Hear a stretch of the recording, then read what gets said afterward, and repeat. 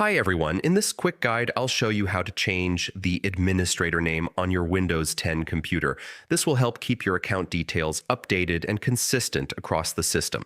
Start by pressing the Windows key on your keyboard.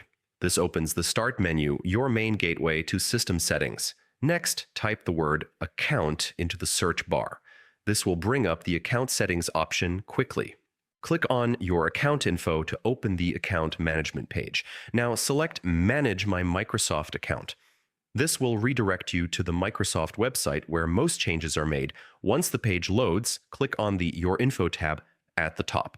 Here you'll see your current account details.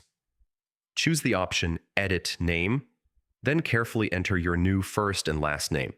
Make sure it's typed correctly, since this name will show up across Windows. Before saving, you'll need to complete a quick CAPTCHA verification to confirm the change. Click Save and your new administrator name will be updated on your Microsoft account. To apply the change across your computer, restart your system. Once it restarts, you'll see your updated administrator name on the login screen and throughout Windows.